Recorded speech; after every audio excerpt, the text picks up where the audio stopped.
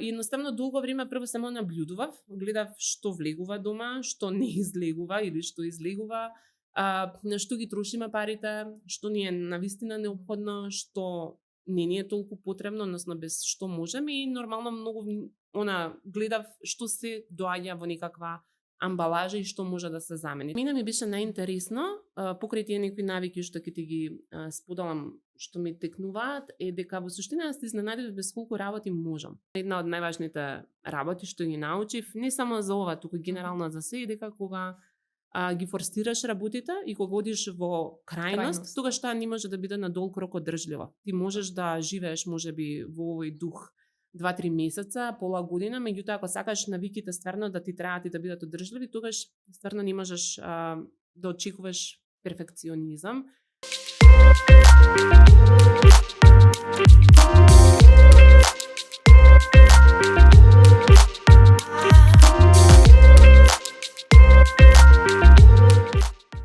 Здраво, јас сум Катерина Илиовска, едната половина на Yes for Less, која ќе го води овој подкаст. Откако започнавме со нашата идеја, пред околу 3 години, ја оформивме нашата екозаедница и мрежа на 40 на зелени бизниси, запознавме многу луѓе кои секојдневно не мотивираат со она што го прават. Темите поврзани со заштита на животната средина најчесто се прикажани како црни, темни и кај многумина од нас предизвикуваат анксиозност и страв. Со овој подкаст сакаме да ви ги доближиме токму оние спротивните, инспиративни приказни на личности кои нашле свој уникатен начин да дадат придонес за одржливиот развој во нашата земја. Неизмерно сме благодарни на нашиот главен спонзор ProCredit банка, кој прв го препозна потенцијалот во овој проект и потребата да се зборува повеќе на овие теми. Заедно со нашите други поддржувачи, Sunnylands и Пакомак, тие директно придонесуваат за подигнување на еколошката свест кај нас, како и за поттикнување и развој на зелената економија во нашата држава. Кликнете subscribe на нашиот канал за да сте во тек со наредните епизоди. Дали твојата банка го гледа светот на ист начин како и ти? На мојата банка и е важна природата, а и мене исто така. Сака и сонце. Многу сонце. За мојата банка секој почеток е важен. Заедно одиме напред. Веруваме дека тоа што го правиме сега треба да биде добро и за иднината. И наместо да трошиме веднаш и повеќе, да планираме мудро и долгорочно. Со мојата банка 20 години го гледаме светот на ист начин. ProCredit банка. Пример за одговорност. Дали може да си замислите да генерирате само една тегла отпад во текот на целата година? Ова нешто го има направено авторката на оваа книга, наречено Дом со нула отпад, наречена Беа Џонсон. Меѓутоа, денешна гостинка не е Беа Џонсон, туку е Андријана Папик, која има преведено оваа книга од англиски на македонски јазик. И исто така има пробано и ќе ни каже колку успеала во намалување и сведување на нејзиниот отпад до минимум. Затоа што ја инспирираше Андријана да ја преведе оваа книга, ќе зборуваме во наредниот час. Андријана, здраво! Многу ми е мило што си тука. Јас за тебе не знам кога прв пат слушнав, беше пред неколку години. Најверојатно ја видов книгата негде на социјалните медиуми. Слушнав дека имало некоја жена во Македонија што пробала да живее со нула отпад и што тогаш ми го фати вниманието.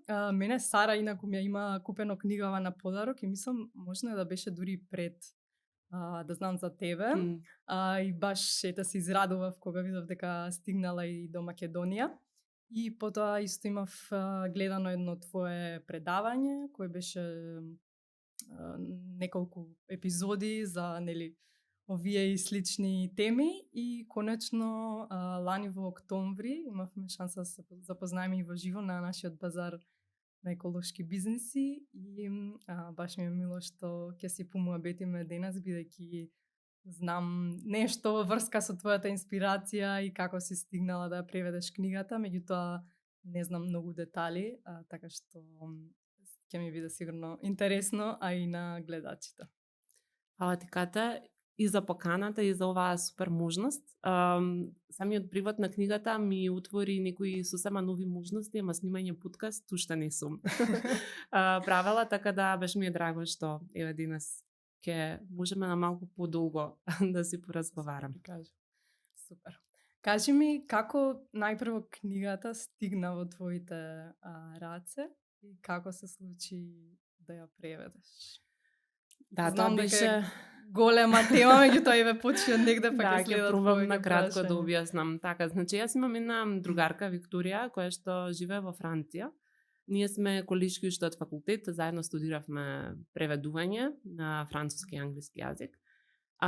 И нормално откако она се присели во Франција, доаѓаше, нели, како и секој гастарбајтер најверојатно по неколку пати во годината и памтам дека таа година 2017 отприлика,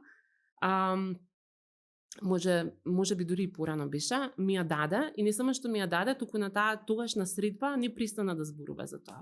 И мене тоа ми беше многу чудно, затоа што имавме нели еден куп други прашања што мене ми се чинеа дека се поважни да ги опфатиме. Не и се заврши средбата, ми ја остави книгата и потоа дојде време да се оди на одмор, летно време и јас си реков ајде ќе ја земам книгава, делува како лесно читиво, беше супер можност да си го повежбам францускиот. Оти ми ја даде на француски беше. Првично да ја прочитав. И во суштина памтам дека како читав јас на одмор, легната на лежалка со кафето во пластична чашка, со пластична цевка. Така, мислам дека со секоја наредна страница имав чувство како да се освистувам се повеќе и повеќе. Знаеш, мислам буквално во еден момент така визуелно се усетив како книгава да ми е онака еден голем шамар. Во смисла, јас сум растена и нели воспитана да ѓубрето си го носам во џипче се додека не се нели најде на првата канта, меѓутоа тоа што го прочитав во книгата ми беше као вау, ја имам 28-29 години, до тогаш никогаш не сум помислила на нешто повеќе од нели фрлањето на ѓубрето во канта или во контейнер. И како читав, така нели на секое влегување во вода, само им раскажував што сум прочитала. Јас не престанав да зборам. На кого му раскажуваше? Па на луѓето со кои што бев на одмор, да. И значи само раскажував луѓе леле Јова да ми го кажам. И тоа не се смени од како се вративме од одмор. Значи јас и натаму бев некако како не знам, сосема ме обзема сета таа идеја. Еден ден со оглед на тоа дека сум нели дипломиран преведувач, маш ми рече па добро.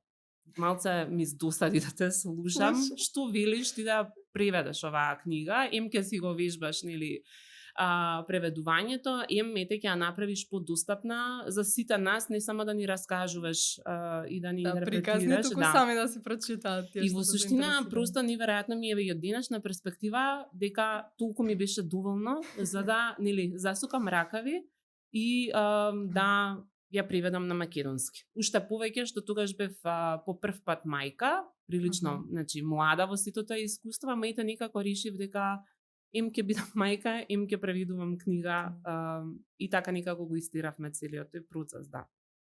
Многу интересно, баш фасцинантно е тоа некогаш колку малку треба дури таков луд чекор да направиш, од нешто. Да, но во доволно те инспирира. Не беше, мислам дека невозможно ќе беше да се случи тоа без нешто некои луѓе кои што ме поддржуваат. Тука беа приценели сопругот, потоа беше брат ми, кој што дури памтам дека од својата роденденска забава таа година им побара на нели другарите да не му носат поклон, туку да му дадат пари и тие пари од мене ми ги даде за да ја нели да покријам некој трошок за книгата. Имав пар другарки кои што ми помогна околу дизајнот, Леа и Сабрина, и најверојатно една од можеби најневообичајните работи беше тоа што најверојатно некој од мејловите со кои што барав некаква спонзорство или поддршка резултираше со тоа што добив директна финансиска поддршка од Андреј од Sunnylands. И Sunnylands, инаку ни се едни од поддржувачите на подкастот, значи, така што не е поздрав случајно. до нив. Да. И потоа од нигде никаде се појави една жена, Славица Билјарска, која што ми се јави, ми рече го добив твојот мејл, јас уште не знам како тој стигнал до неа. И испивме кафе, ја раскажав мојата идеја, најверојатно видеа колку сум обземена со сиот тој потфат и ми рече дека и финансиски ќе ме поддржи во одредена мера и дека ќе го покрие печатењето на книгата. Така што мислам дека без сите овие луѓе кои што беа дел од процесот, овој процес кој што и онака е макотрпен, како преведувачки потфат, секако ќе бише уште потежак и логистички и финансиски да не се случаа овие некои мали чуда. Да, мислам дека се додека не навлезеш до тој процес, размислуваш, па да, ќе седнеш, ќе преведеш, издавачка куќа и тоа е тоа, сигурно има многу позадински работи што ако тргнеш сам да ги откриваш, не се гледаат од прво. Цел голем проект, дефинитивно. Да. Ама тоа не значи дека немам на ум уште книги за превод од оваа категорија. За тоа малце и на крај. Како почна да навлегуваш во идеологиите на концептот нула отпад, што всушност како содржина има книгата и како е концепирана, дали е по поглавја, не знам, кујна бања, дали може малку за тоа да ни објасниш? Да, значи во суштина книгата е прилично лесно читлива и е своевиден како практичен приручник. Нормално има кратко интро. Самата авторка Беа Џонсон исподелува дел од своето патешествие, секој пат го подкрепува тоа со некои свои лични примери. И потоа книгата е поделена по простори. Значи, кујна, бања, спална, детска со си играчките и така натаму, за да може секој од нас, зависно од тоа каде му е фокусот, да може би го отвори само тоа поглавје и само за тоа да чита. И во суштина, она зборува за тие некои 5 правила по кои што се води, за кои што исто ќе поразговараме подоцна. Така што, кога јас сватив дека готово влегов во процесот да преведувам, си реков чекај да видам што од сето тоа во суштина е изводливо, затоа што нема поента да преведеш нешто и да сакаш луѓето да го купат ако ти од сам старт не го испробаш и не видиш што од сето тоа е реално изводливо, ама можам да кажам дека јас кога така нешто ќе ме обземе, јас влегувам 100% во тоа и одам од крајност во крајност. Сум перфекционист по природа, што не е секој пат добра одлика, меѓутоа и во овој процес, јас сум, знам како. И во овој процес, знаеш, ме возеше тој пристап. Така што памтам дека на почетокот всушност долго време само обсервирав. Значи, за среќа имавме свое домаќинство со сопругот, така што се што имаше во тоа домаќинство на некој начин зависеше само од нас двајца и од нашите потрошувачки навики. И едноставно долго време прво само наблюдував, гледав што влегува дома, што не излегува или што излегува, на што ги трошиме парите, што ни е навистина неопходно, што не ни е толку потребно, односно без што можеме и нормално многу гледав што се доаѓа во некаква амбалажа и што може да се замени. Така што можам да ти кажам дека ја влегов со полна пара у тој процес. И дури мислам дека на моменти бев толку обземена што на секое внесување пластична кеса дома, знаев и да се искарам со сопругот. Не, буквално се карав. Ми се случувало и мен. И потоа како помина, некое време, си реков, Андријана, може не е лоша малце да подолабавиш, затоа што најверојатно една од најважните работи што ги научив, не само за ова, туку генерално за се, дека кога ги форсираш работите и кога одиш во крајност, тогаш тоа не може да биде на долг рок одржливо. Ти можеш да живееш можеби во овој дух 2-3 месеца, пола година, меѓутоа ако сакаш навиките стварно да ти траат и да бидат одржливи, тогаш стварно не можеш да очекуваш перфекционизам.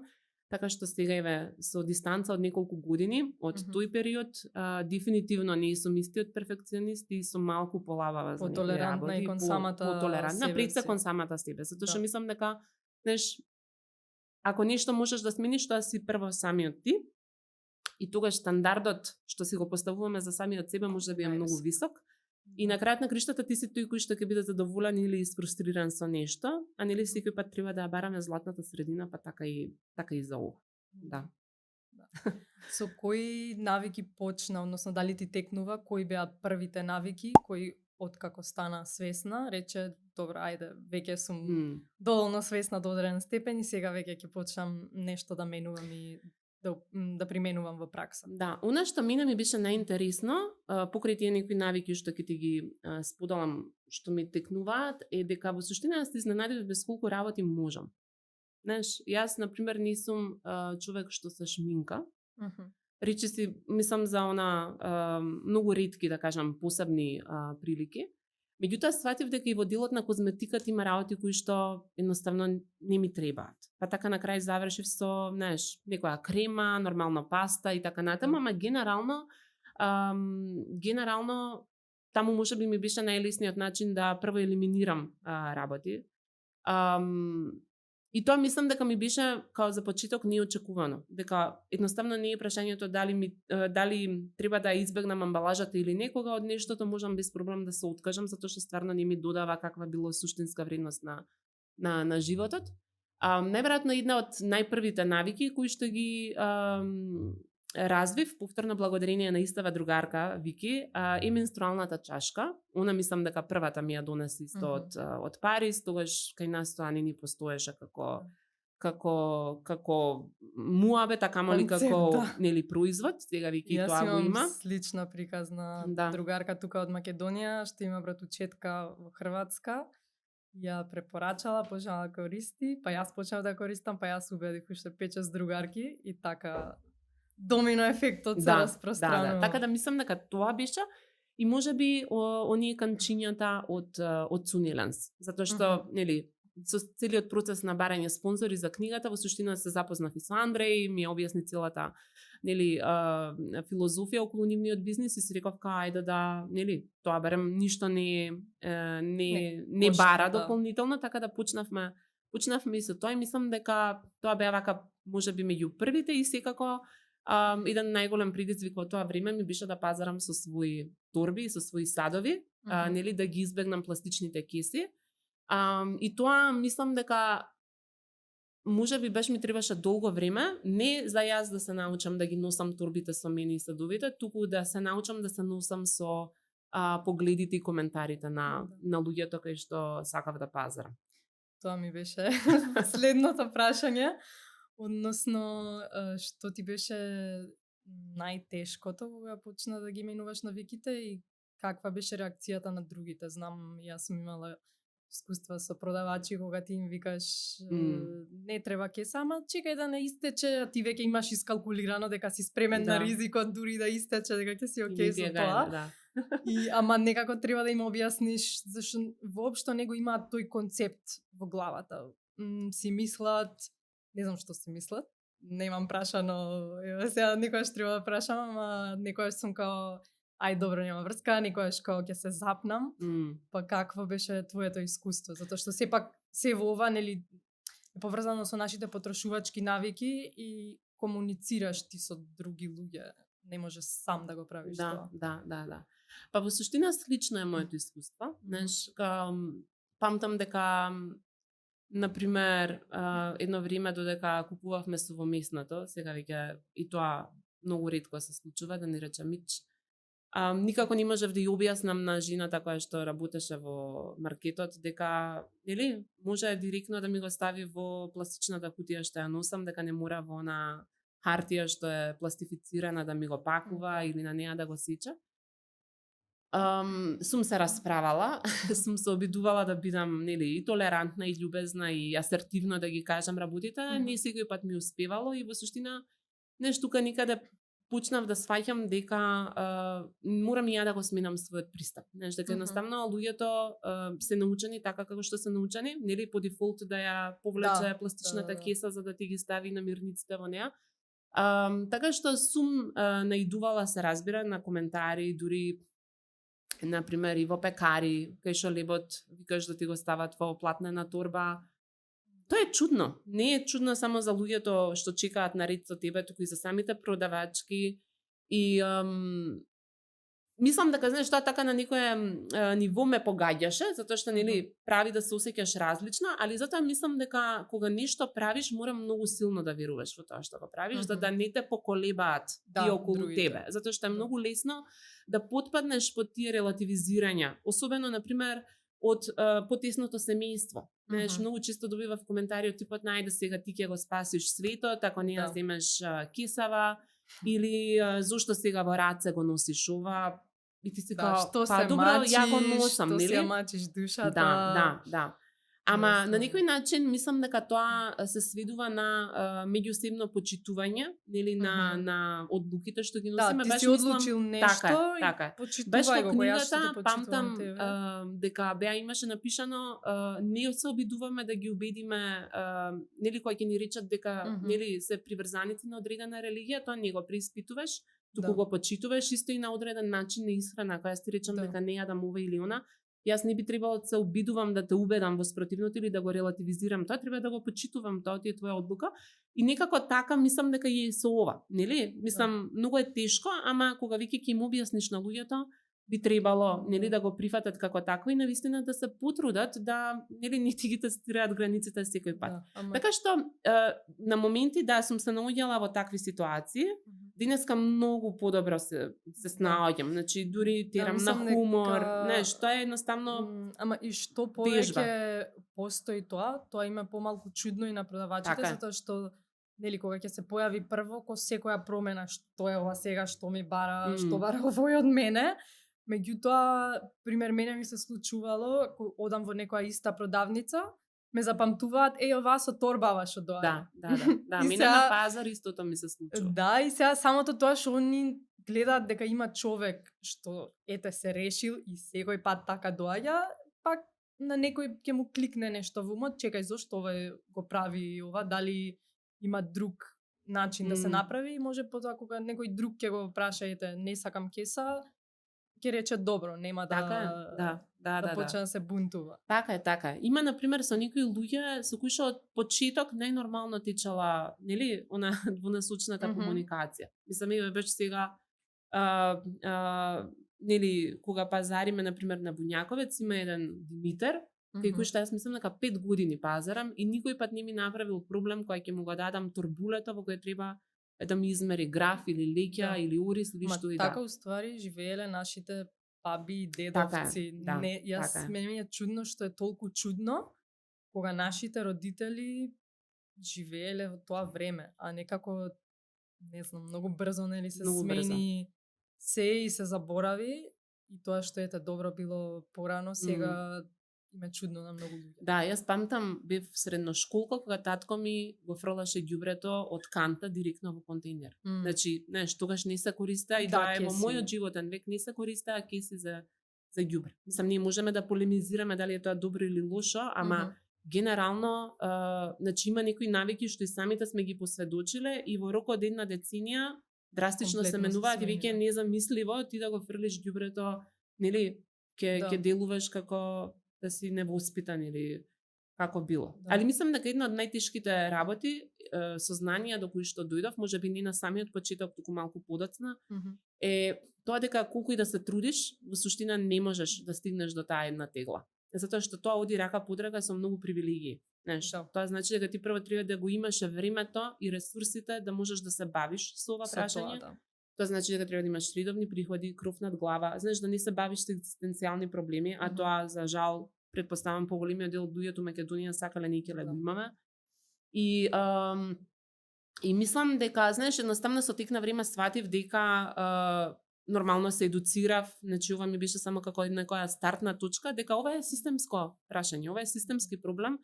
И мислам дека тоа ми беше најтешко во еден момент. Во исто време и ми улесна, ама и ми беше мака што мојот перфекционизам не е доволен за да јас го намалам својот отпечаток, односно, нели, количината на ѓубре. Не е дека не ја намалив, меѓутоа е просто невозможно да стигнеш до таа една тегла за која што зборува Беа и со тек на време сватив дека тоа и не треба да биде целта. Само се навратам на тоа што спомна со таткот и дека фрлал ѓубре директно во контејнер. Мислам дека толку сега се е станато комотно, нели, со се што излага во светов како новитет. Целта е, нели, што покомотно да живееме. Тоа е the ultimate goal.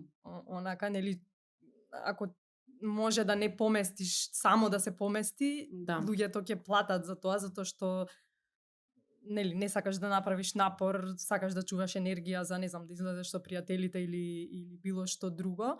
И тоа со кесите е многу слична ситуација, затоа што многу е покомотно ти да ја земеш кесата, ја фрлиш у континер и продолжуваш, пример, не знам, да пазариш или да се сретнеш со некој, отколку да треба да се вратиш дома, да ја оставиш кантата, да ја измиеш, па после да се симнеш пак и да правиш нешто друго. Ама тоа ти исто ти со брзата храна, нели? Да. Мислам, затоа веламе системско прашање. Кога ние би живееле во хумано општество каде што не ти исцрпува работата и не ти доминира во животот, во смисла ти да имаш време да спремаш квалитетни оброци, да имаш од каде да набавиш квалитетни намирници и нели slow food. Значи, тоа да е зготвено дома, точно да знаеш, значи, тоа е се дел од проблемот. Знаеш, и брзата храна исто така генерира многу ѓубре, независно дали е спакувана во пластика што може да нели е биоразградлива или не. Тоа во суштина на крај сето е ѓубре, знаеш. Така да, мислам, ова не е моја реплика, има една Селин Симан, мислам дека ја знаеш од The Slow Factor, и она вика ѓубре тоа е показател за лош дизајн.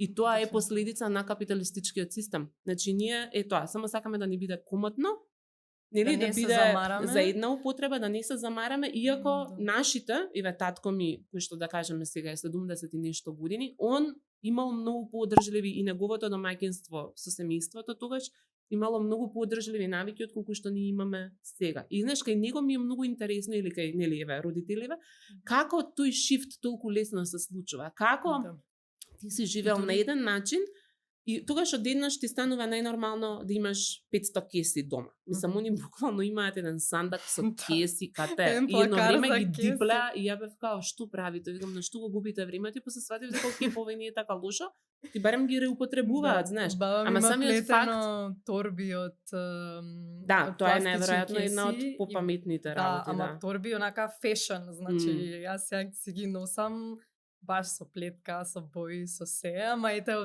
она сватила, ова ми стои, не го употребувам, дај да направам нешто. А сега само ни стојат работи по плакари. Така е, да. Али јас затоа мислам дека, знаеш, можеби тоа што фали е, што луѓето порано тоа го правеле затоа што системот бил таков. Ти си немал избор, нели? Да. Млекото доаѓало во стаклени шишиња пред земјотресот, сега веќе не доаѓа. И тука е уствари тој дел што недостасува, тоа е образованието. Ти треба да сватиш зошто тоа што е таква практиката, зошто е подобро да е таква отколку да е оваква. Знаеш, и тоа е нешто што мислам дека на генерациите пред нас им не достигало. Они едноставно немале друг избор, и системот бил така концепиран. Така што да, тоа ми беше најтешкото. Да сватам дека е системско прашање и дека мора следствено на тоа да има и системски одговор. Не зависи само од еден човек. Зошто мислиш дека на луѓето им е тешко да ги сменат навиките што ги имаат кон поеколошки навики? Вака еве од психолошки аспект, дали имаш размислување? Па да, мислам дека ова од сите прашања што ги дискутиравме, нели, во подготовката за подкастот, можеби е најкомплексно. И првото нешто што ми тикна на памет, иако може да звучи грубо, е дека можеби не ни е доволно грижа, дека не на засега доволно, дека можеби мислиме дека е тоа секогаш, нели, обврска на другиот. Тука ќе кажам една анегдота. На клупата позади зграда, еднаш чакајќи го сопругот за да одиме негде, стоев со ќерками и седеа две девојчиња и грицкаа сончево. И сончогледот како ќе го, нели, грицнат, лушпата ја фрлаат на бекатонот. И јас ми реков, девојчиња, зошто, нели, не направите некоја како фишаче и тука да го ставате тоа? Па тоа е работа на комунална хигиена. И тоа беа девојчиња кои што не би рекла дека има повеќе од дека беа повеќе од 600 оделенија, нешто така. Знаеш, и ја бев као, да, добро, тоа е работа на комунална хигиена, ама као колку ние ѓубре продуцираме, да, комунална хигиена не може да постигне. Се да исчисти ниту да собере прво во контейнерите, а камо ли да селектира едно друго. Така што ако се накачи данокот за тоа може да биде. Отпадот, тоа може да биде едно решение, ама мислам дека мора да оди рака под рака со едукација и со информираност. Знаеш, мислам дека луѓето не е дека не би сакале, туку можеби прво тоа не има во фокусот. Второ, комфорот, дефинитивно. Знаеш, мислам, ама исто така мислам дека за да решенијата бидат одржливи, треба да бидат едноставни. Знаеш, не може, јас на пример памтам на времето за тоалетна хартија која што се продава без амбалажа, од кисела вода одев до карпаш. Свегаш, независно дали со автомобил, со автобус или со точак, јас сакав да ја купам таа тоалетна хартија без амбалажа. Сега кажи ми дали едно место во само тоа место го имав откриено тогаш. И за мене тоа додека бев нели во тој мод на перфекционизам, ја не планирав друга хартија да користам. И потоа си реков као дали е ова одржливо. Мислам дали јас секој пат ќе можам одредена количина на бензин. Да, и тоа не е одржливо, ама сакам да кажам дури со точак да патувам, дури да ми е успат за на кај работа тоа место, дали е тоа одржливо? За да луѓето ги практикуваат работите, треба да им се тука, нели, во околина, успат. Не треба да бара тоа дополнителен напор, затоа што многу е веројатно дека после некое време ќе се речеш па добро, боже мој, нели? Мислам ќе еднаш ништо нема да смени. Што во суштина не е дека јас сега не се возам поникогаш по таа девиза, ама сакам да кажам комфорот е многу битен, ама ја мислам дека и треба малце да излеземе од комфорната зона, затоа што мислам сите се жалиме колку е валкан градот, колку се приполни контейнерите. И некако мислам дека сите мислиме кога ќе го фрлиме, нели, ѓубрето во канта, тука завршува мојата граѓанска должност.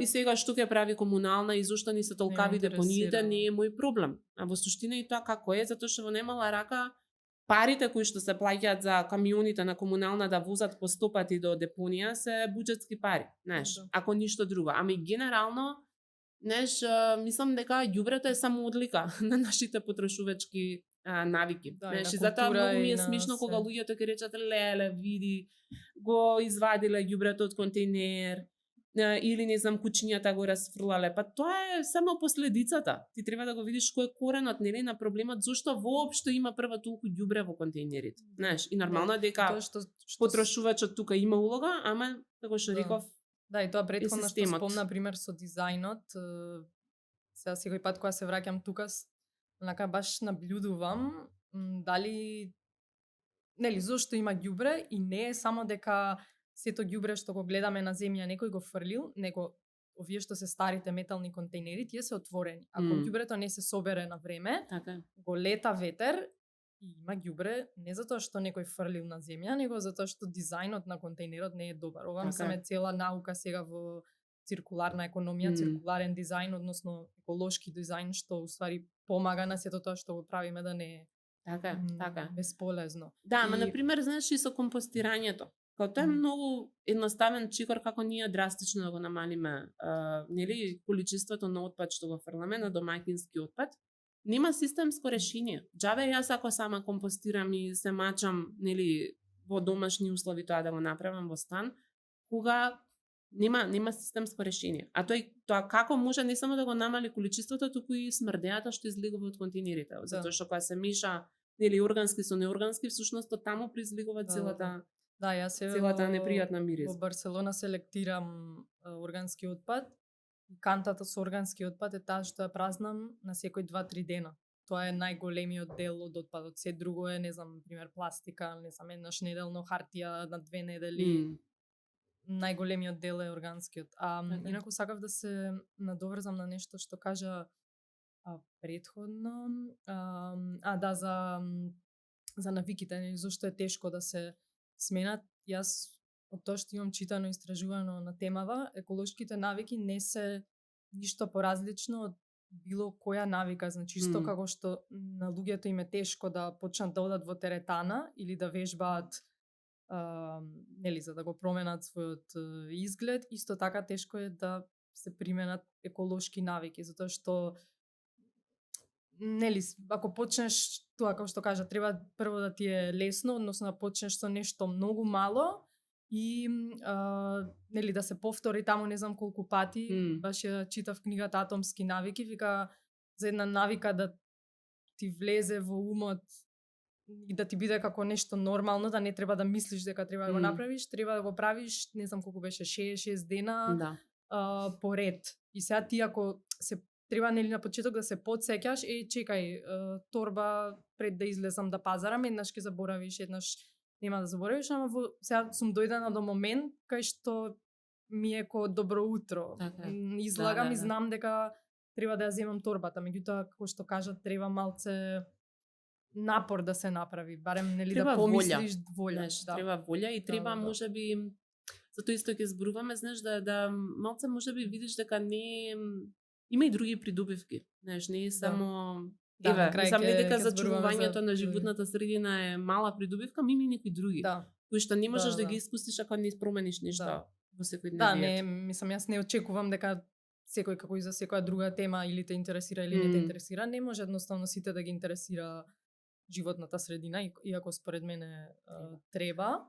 Меѓутоа, баш ќе зборуваме за тие други придобивки што мислам дека луѓето најчесто не се свесни.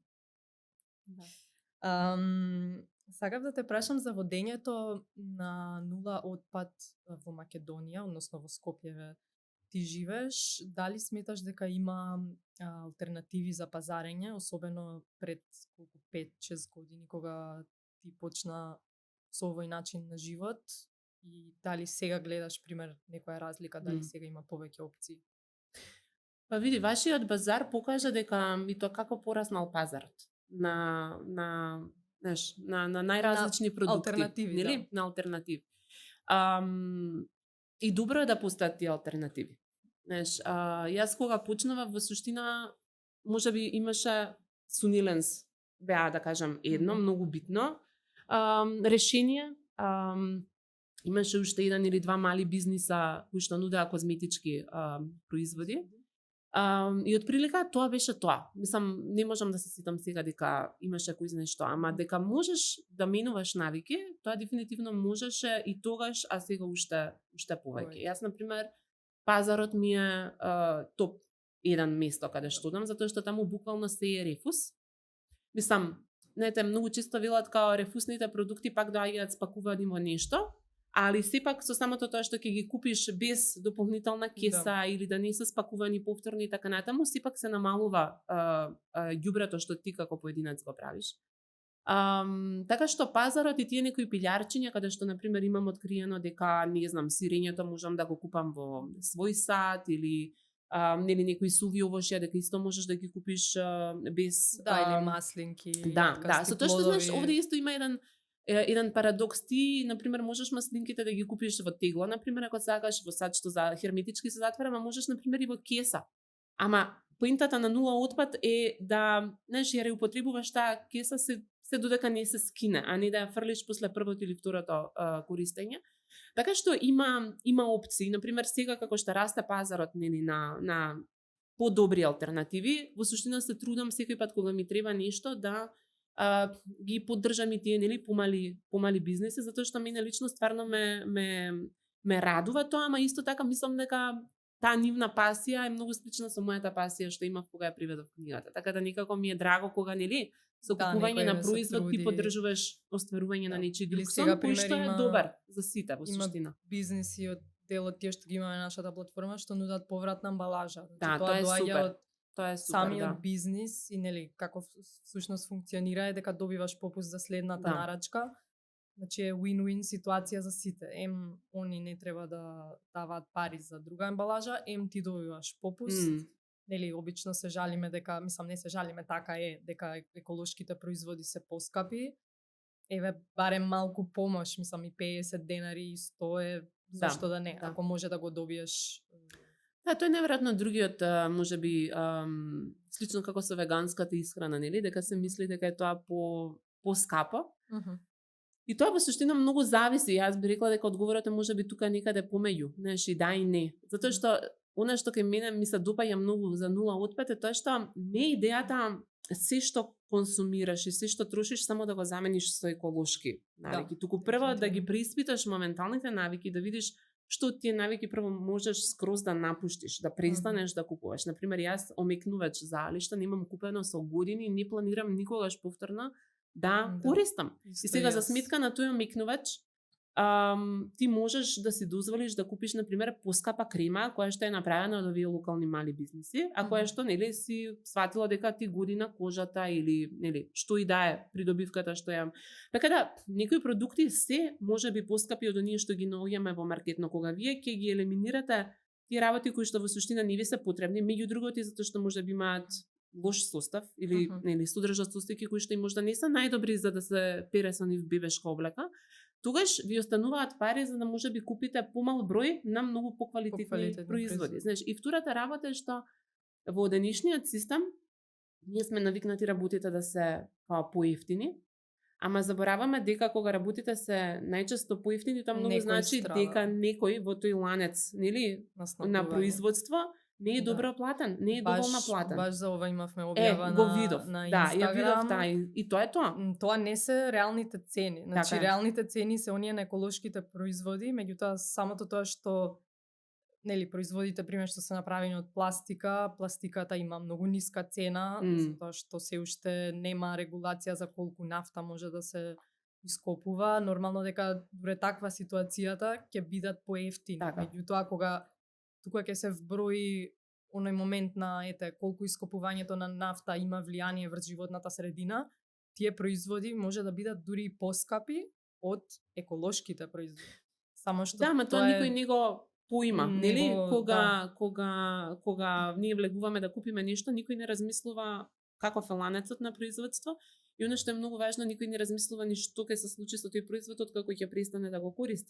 Дали ќе може некако да се реупотреби, да се претвори во нешто друго или само ќе заврши како отпад. Знаеш, и затоа мислам дека некои производи може би се, нели зборувавме на пример термос да купиш, менструална чашка да купиш, тоа да, иницијалната првичната инвестиција е поголема од обично пакување влошки, меѓутоа на долг рок со оглед на тоа колку време таквите работи се користат.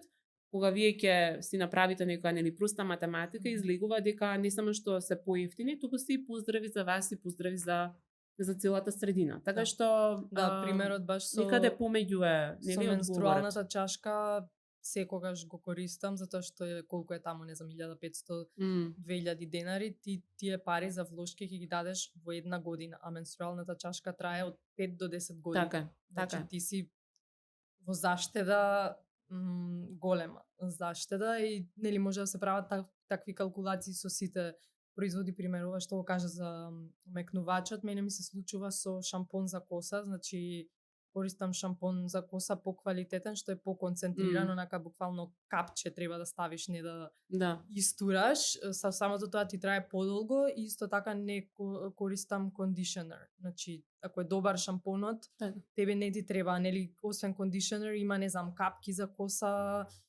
некои спреови чуда, ствари 5 производи, а јас користам 2 производи.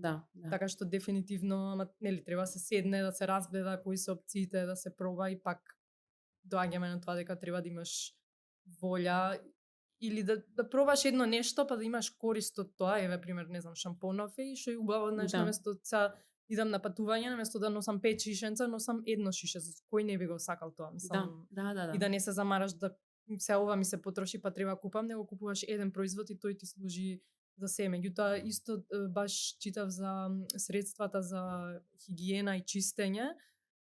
Нели Беа Джонсон вика може да чистиш, односно да чистиш се со бел оцет и со сода бикарбона и не знам лимон и слично.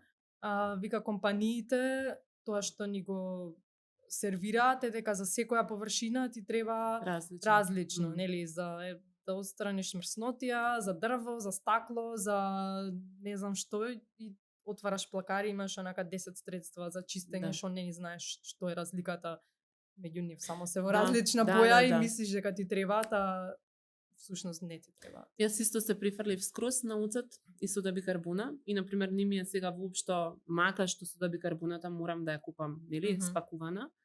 Ама на пример многу интересна реакција имав кога еднаш дали кај брат ми бев или не знам, имаше нешто што беше чистено со оние стандардните средства за чистење и јас буквално не можев да седам во таа просторија. Мене истиот ефект ми се прави со парфемите. Јас не можам да бидам или онијом освежувачи за автомобил. Значи јас толку некако си направив детокс со таков тип на производи, да мене сега кога ќе се најдам во таква средина, буквално ми се Глава те слошува боли, и јас не исто, можам исто да, мене. значи Да. усеќам дека почнува глава да ме боли и само сакам поскоро да излезам од таа просторија. Така што знаеш што е многу интересен, тој некој дополнителен аспект кој што него ни помислуваме во моментот, кога можеби ги менуваме тие навики, а потоа испаѓа дека и тоа како ги чувствуваш кога малце, нели, ќе излезеш од тој шаблон.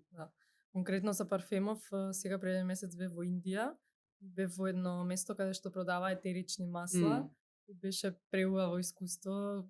Всушност беше како во музеј, ни става капки за да ги мириснеме и сватив дека значи етеричните масла се магија, бидејќи за се што користиме денес козметики и слично, нели и маслата се ставаат во нив, меѓутоа ти може да го користиш и концентрираното масло без таму уште 100 состојки што има. Уствари парфемот нели е базира на алкохол за да се залепи што се вика на кожата и миксот етерични масла. И сега јас наместо парфем користам една капка, вака тука си го мачкам и тоа ми е парфемот.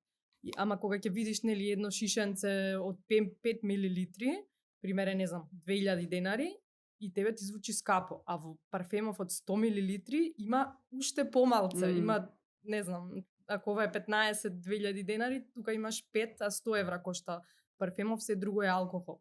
Така што, не знам, многу ми е интересно да навлагам баш у секој производ и да размислувам од што е уствари ова составено и зашто јас плаќам. На крај, нели, плаќаш ти за целото брендирање, маркетинг, тоа што ти се сервира дека, нели, ќе изгледаш како Шакира или ќе мирисаш како Шакира, а не за уствари што има внатре. Да. Добро, види, знаеш, тука секој пат постои ризикот од greenwashing. Да. Така што ние мора да, мора. Како нели навлегуваме во тематиката, така на пример јас исто едно време многу се фатив со тие етеричните масла и таму исто има, знаеш, многу заврзлами, има не е баш лесно да се препознае кој е квалитетно. 100% така што можно ти да дадеш многу пари за нешто што повторно е со лош состав, баш кај самиот процес на вадење концентрат, исто тоа треба да има предвид, нели, еколошкиот отпечаток колкав е, ама генерално да, нели, подобро е тоа отколку да се купи парфем. Ама да, треба да бидеме свесни за тој greenwashing, затоа што мислам дека како се развиваат работиве, независно дали зборуваме за текстилна индустрија или за козметика и така натаму, самите компании тоа многу често го користат како стратегија, нели, за да ги намамат или задржат купувачите, иако тоа во суштина баш и не мора да значи дека нешто навистина сменила. Затоа и сега во Европска унија баш го одобрија законот, мислам дека во месец беше, дека зборовите како еко, зелено и слично не може да се користат туку така, него мора да има подкрепа зашто е еко или зашто е зелен тој производ. Меѓутоа кај нас за неколку години мислам се уште тек сега доаѓаат тие производи што ги нарекуваат еко и зелен и слично. Рано е. Да, рано. За да стигнеме до тој момент. Да. Ќе биде. Да. Кажи ми, кој е најлудото, односно најекстремното нешто што го имаш пробано во врска со животот со нула отпад?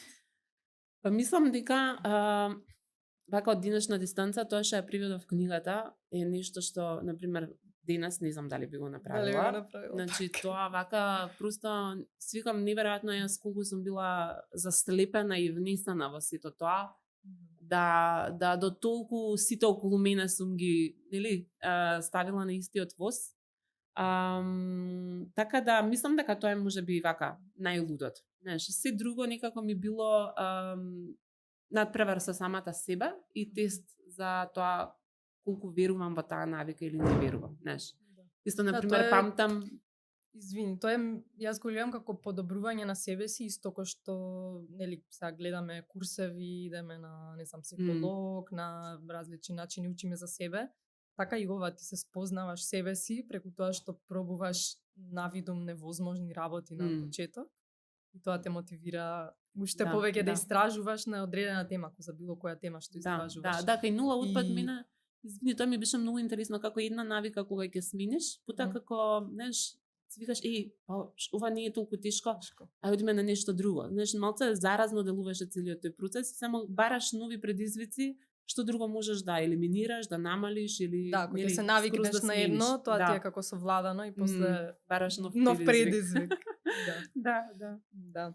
Ајде сега да позборуваме малце за концептот 5 R's, не знам на македонски како да го наречам, меѓутоа се 5 зборови кои барем на англиски почнуваат на Р. На кратко само сакав да кажам дека нула отпад во суштина, како што рековме, поинтата не е да се стигне до тај на тегла, нели? Додека системски не се сменат работите, тоа е туку речи невозможна мисија.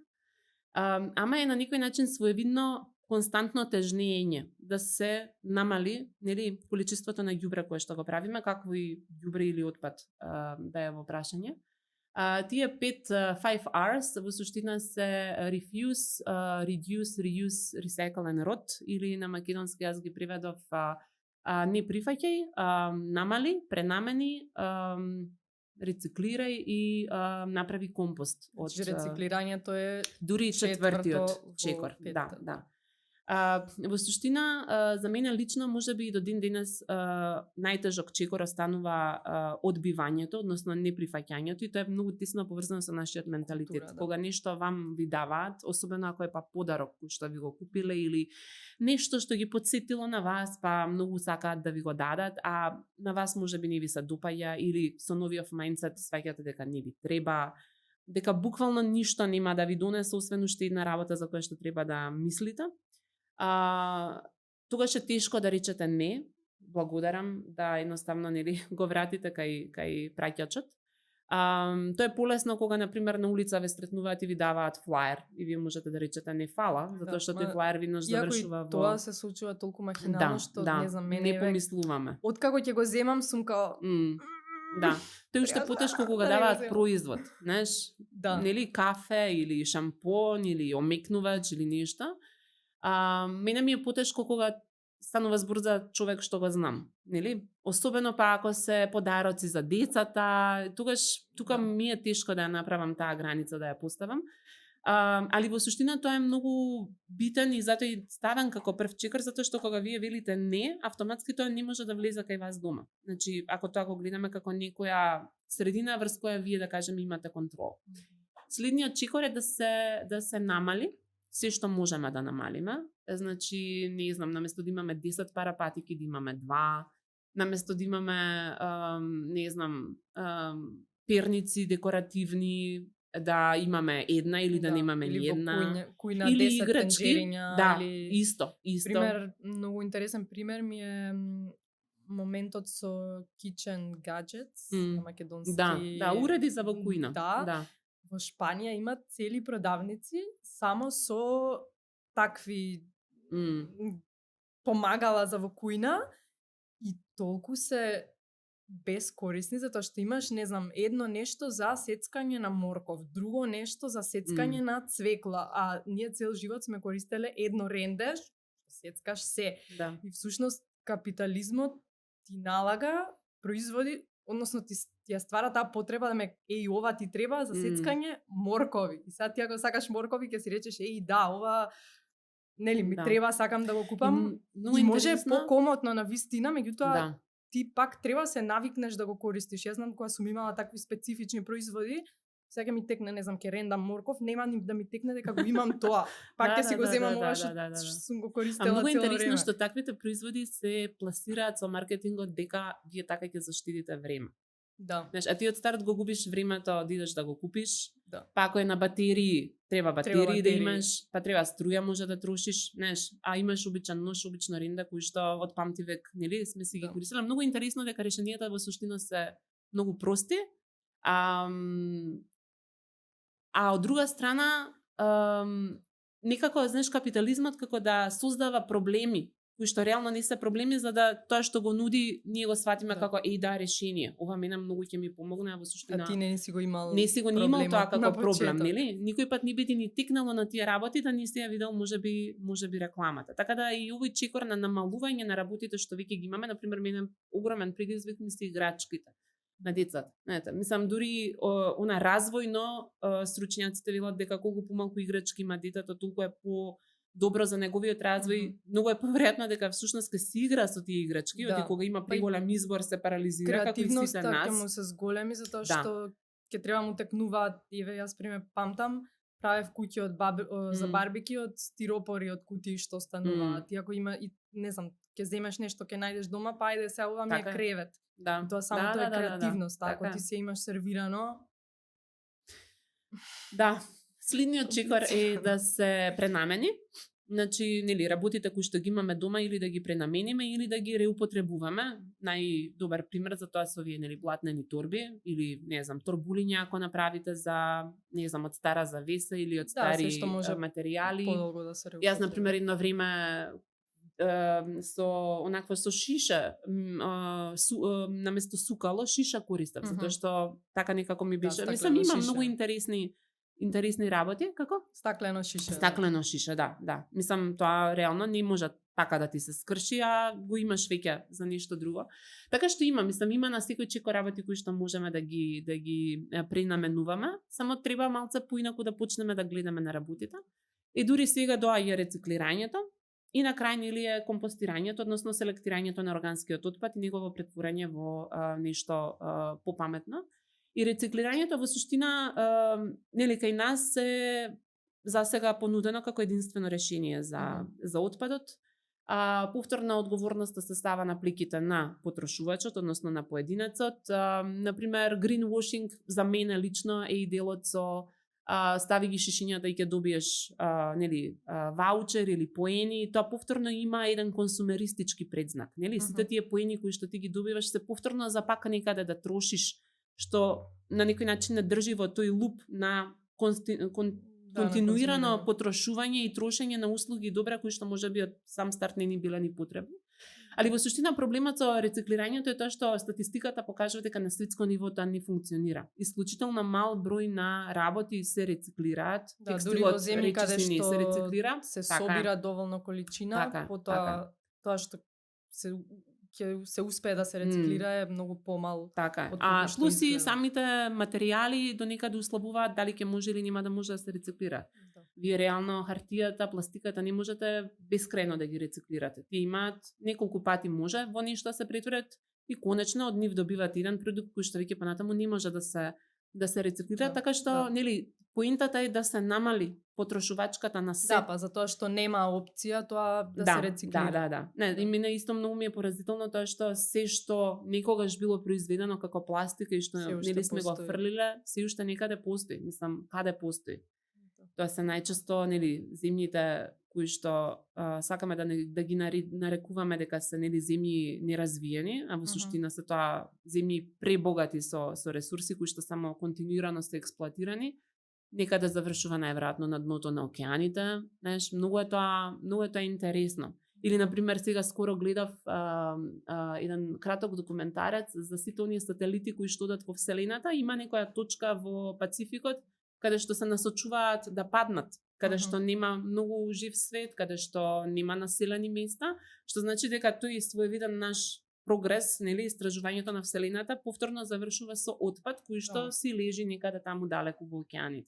Нели, тоа можеби е таму некаде далеку, но во суштина вака или онака не засега сите нас. Иако не го чувствуваме секојдневно. За жал, времето ни се привршува. Јас можам да зборам уште 3 сати на темава. Па за крај би те прашала, еве накратко, кои за тебе се главните придобивки на животот со нула отпад и што би му препорачала на некој, ако еве од утре се реши, добро, сакам да променам нешто, од каде да почнам? Да, значи, покрај најверојатно очигледното намалување на ѓубрето, кое што никој пат нема да биде тегла, меѓутоа ќе биде секако подрастично, особено ако се селектира органскиот отпад. Има уште неколку придобивки, меѓу кои, например, заштеда во пари, попаметно менаџирање, значи со средствата и можеби повторно трошење, меѓутоа инвестирање во искуства наместо во материјални добра. Потоа, колку помалку предмети имаме дома, толку помалку време и грижа ни треба околу нив, нели, вклучително и пари за поправка. Да, и да сервисираме, пример, електрични уреди. И една работа која што, например, јас не очекував дека ќе нели ја осознам во самата фаза, беше тоа што мене целиот овој филтер наречен нула отпад ме натера да нели барајќи рефусни производи во ствари сватив дека почнавме да се храниме подобро, затоа што нели баравме работи кои што по можност се локално произведени, се рефусно достапни, работите кои што се од подалеку произведени не може да дојдат како рефус, најчесто се нели испакувани. И исто така почнав многу повеќе внимание да обрнувам на составот на работите. Не, едноставно во дадени ситуации ако не успевам да најдам добар состав, понекогаш ќе си викам ајде да пробаме да видиме дали ја можам и без ова да живеам и во најголем дел од случаите испаѓа дека тоа е можно. Мислам дека она што е многу важно да го разбираме за нула отпад е дека тоа е супер место за да почнеме, ама во суштина не би требало тука да застанеме, затоа што како што нели рековме, ова е систематски проблем, системски мора системско решение да се изнајде. И ние мора малце поинтерсекцијски да гледаме, нели? Оти на крајот на криштата не можеме да очекуваме од луѓе кои што имаат екзистенцијални проблеми, предизвици кои што немаат пристап на пример до основни здравствени услуги да се нели бават со вакви. Ниту од нив треба да го очекуваме тоа, ниту да ги осудуваме. Така е. Меѓутоа секој од нас кој што има привилегија да му се решени тие прашања, може да се бави тоа како со овие работи. Мислам дека за секој што би сакал да почне со ова, да оди чекор по чекор, да види што нему му доаѓа најприродно и нели оддржливо во дадениот контекст. Ама мислам дека многу е важно да расчисти со себе зошто сака ова да го прави. Затоа што ако немаме јасна цел и не сме договорени сами со себе зошто сакаме, тогаш на првото, што ќе ти ова земи кеса, не се фолирај, немој сега тука некој моден тренд да ми водиш. Многу е лесно дека ќе подклекнеме, што не е страшно. Нели? Јас сум подклекнувала многу пати за да имам мир во куќа и сега да не инсистирам на некои мои работи, ама генерално колку ќе биде нештото оддржливо, мислам дека зависи од тоа колку ние сме уверени во тоа што го правиме и тоа најверојатно важи за се, не само за нели нула отпад, туку за се во животот. Ама дефинитивно мислам дека е многу важно да откако ќе го апсолвираме ова да бараме системски решенија. И она што исто така мислам дека е многу битно е дека ова е двонасочна, треба да биде двонасочна улица, затоа што само граѓани кои што се еколошки освестени можат да бараат добри политики. А од друга страна, ако по некоја случајност се донесат добри политики и законски решенија, само освестени граѓани ќе можат да ги спроведат. И најдобар пример за тоа е ова со забраната на пластични кеси. Ние како нација не знаеме, нели, преплавени сме со ѓубре, ама првото прашање беше во што ќе фрлам ѓубре ако немам кеса. Нели? И тука е системот кој што треба да понуди решение за тоа, ако сака да забрани, така е. И дефинитивно нудењето на кеси без рачка не е решение. Тоа е повторно кеса пластична која што е уште понепрактична за употреба отколку првичното решение. Ама тоа е таа двонасочност. Нас ни требаат освестени граѓани за да ги спроведат мерките кога ќе бидат саглам донесени, а од друга страна токму тие можат да бараат решенија. Нели? Ако не сме свесни за импактот што го имаме и зошто е важно да ги менуваме навиките и да имаме помалку овакво, никогаш нема да бараме, нели? Така што тоа секој пат мора да биде двонасочна комуникација, ама мислам дека затоа секој од нас најверојатно треба да работи на себе и колку му дозволуваат привилегиите и околностите да нели се надградува и еве вака да го шири тоа за да допре до повеќе луѓе. Затоа што мислам дека конечно целта е да сите ние во различни полиња придонесеме или градиме почва за едно похумано општество, каде што нели нема да доминира екстрактивизмот како начин на функционирање не само за природни ресурси генерално како принцип на функционирање. Да, да има повеќе споделување. Така е. Каде што имаме заедници на солидарност, на поддршка, за мене заедниците се многу побитни да ги градиме, затоа што не е важно јас да бидам перфекционист во мојот нула отпад, важно е нели да имаме некаква заедница како оваа што вие ја градите. И мислам дека така постепено се разбира кај нас најверојатно со години за доцнување ќе можеме да придонесеме за некое општество во кое што нели прво ќе биде планетата, луѓето, сиот жив свет, па потоа профитот, каде што на одморот, на правото да одмараме нема да се гледа како на луксус. И кај што меѓу другото мислам дека е многу важно ќе бидеме во некоја можеби за некое време точка да редефинираме што подразбираме под раст и прогрес, затоа што денеска во постојниот систем во име на растот и прогресот и економскиот развој профитот се уништува планетата и се кршат, сериозно се кршат, нели, човекови и детски права. Така што за мене ова со нула отпад е само као стартна точка. Почеток, знаеш. зрнце И во дефинитивно океанот. секој треба да проба барем една работа да смени. Ама дури ако не се бави со ова, има толку многу начини на кои што може да се придонесе кон подобро општество, така што нели тука сме. Ако треба совети за нула отпад, ама идеи и пристапи има еден куп. За ова последно што го кажа, може понатаку уште една епизода да снимиме. Сега почнавме од она малото, ама дефинитивно има да се зборува. И само уште нешто сакам да додадам. Од неодамна имаме една мантра нова, која што се вика, мислам не јас мислив ја, само налетав на неа и кликна со мене, вика биди капка во океанот. Знаеш, многу често викате ај шо правиш, тоа ништо нема да смени, ама јас некако верувам дека кога ние сме своевидна контратежа на доминантниот модел. Знаеш, и кога повеќе капки ќе има, тогаш многу е веројатно дека може да се создаде бран. Така што јас во се што правам во суштина, ако доволно цврсто верувам во тоа, се трудам така да гледам на работите и во таа смисла не е ова минорно и беззначајно, ама дефинитивно мора да се омасувиме ако сакаме, нели, барем од системот да бараме малку поголема агилност и ажурност за овие прашања.